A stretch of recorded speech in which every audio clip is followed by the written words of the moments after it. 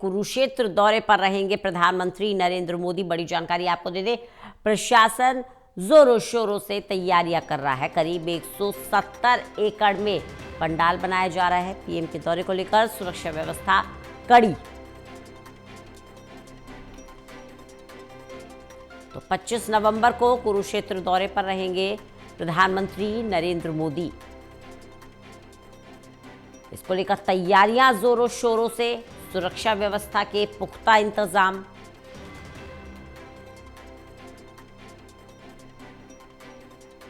करीब 170 एकड़ में ये पंडाल बनाया जा रहा है। देवेंद्र कथुरिया हमारे साथ, हमारे एसोसिएट एडिटर जुड़ गए हैं ज्यादा जानकारी के साथ। देवेंद्र, 25 नवंबर को कुरुक्षेत्र के दौरे पर रहेंगे पीएम मोदी, क्या ज्यादा जानकारी है इस खबर पर? 25 नवंबर को प्रधानमंत्री का दौरा है। पिछले 20 दिन से दौरा था, प्रस्तावित था, लेकिन अब कंफर्म हो चुका है। और 25 नवंबर को दोपहर बाद प्रधानमंत्री आएंगे। एक तो ज्योतिसर जो जगह है जहाँ भगवान कृष्ण ने मोहग्रस्त अर्जुन को गीता का उपदेश दिया था, ज्योतिसर है।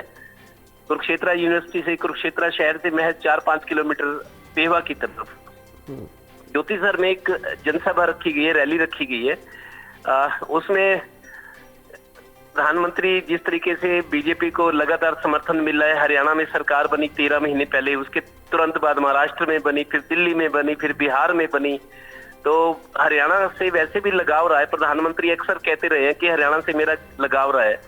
मनोहर लाल जिन दिनों में 1996 से 2000 के बीच मनोहर लाल संगठन मंत्री होते थे बीजेपी के, और प्रभारी नरेंद्र मोदी होते थे हरियाणा के 1996 से 2000 के बीच।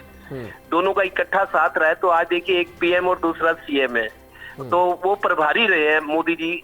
जो प्रधानमंत्री गुजरात के सीएम बनने से भी पहले प्रभारी थे संगठन में, तो हरियाणा से उनका काफी ताल्लुक रहा है, लगाव भी रहा है, वजह से वो बताते हैं। 25 नवंबर को उनका दौरा है। एक तो गीता जयंती महोत्सव, अंतर्राष्ट्रीय गीता जयंती महोत्सव चल रहा है, ज्योतिसर में उनकी एक रैली रहेगी। उसके बाद शाम को ब्रह्म सरोवर, जैसे हरिद्वार में है या यमुना नदी पे दिल्ली में शाम की आरती होती है, प्रधानमंत्री आरती में भी शामिल होंगे शाम की, और उससे पहले रैली होगी ज्योतिसर में।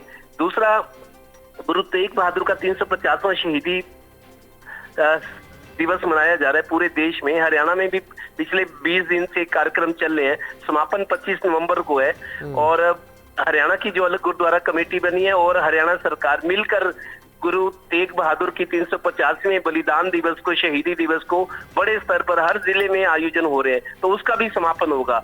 तो गुरु तेग बहादुर के शहीदी दिवस का समापन कार्यक्रम 25 तारीख को कुरुक्षेत्र में होना है, और गीता जयंती महोत्सव साथ साथ चल रहा है। और सबसे बड़ी बात यह कि बीजेपी को जिस तरीके से भारी जन समर्थन मिला है बिहार में, उससे पहले दिल्ली में, पहले महाराष्ट्र में, 13 महीने के अंदर 4 जगह सरकारें बनी है बीजेपी की, तो इससे बीजेपी बहुत खुश है। तो प्रधानमंत्री हरियाणा आकर अपने पुराने संबंध उजागर भी करेंगे कि मेरा किस तरीके से संबंध रहा है, और आप लोगों का जन समर्थन, आशीर्वाद रहा है। सरकार लगातार जन कल्याणकारी काम कर रही है और विकास तेजी से बढ़ रहे हैं। बिल्कुल देवेंद्र, कहीं ना कहीं प्रधानमंत्री नरेंद्र मोदी की खासियत भी है कि ऐसा नहीं कि अगर एक बार चुनाव जीत गए तो अगले चुनाव में ही आएंगे। उससे पहले लोगों से जनसंवाद करते रहते हैं, उससे पहले लोगों के बीच जाते रहते हैं, तमाम कार्यक्रमों में शिरकत करते रहते हैं ताकि पकड़ बनी रहे। बिल्कुल, देखिए, प्रधानमंत्री की जो भाषा शैली है, जो उनका अंदाज है, जिस तरीके से बात करते हैं, 3-4 दिन पहले भी उन्होंने कहीं कहा है कि मेरे आगे पीछे तो कोई है नहीं, मैं किसके लिए कुछ गलत काम करूंगा, भ्रष्टाचार करूंगा, ना तो मेरा परिवार है, मेरे नाम तो साइकिल भी नहीं है।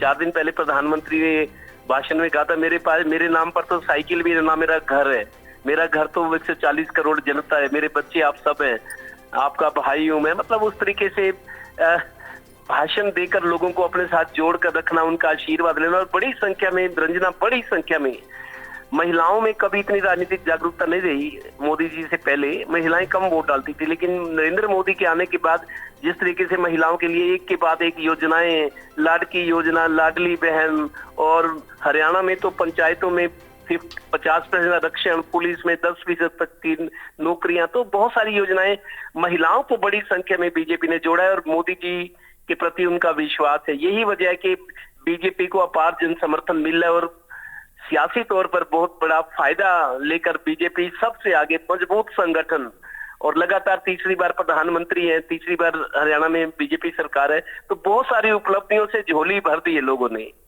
चलिए, बहुत बहुत शुक्रिया देवेंद्र हमारे साथ जुड़ने के लिए, इस बातचीत के लिए।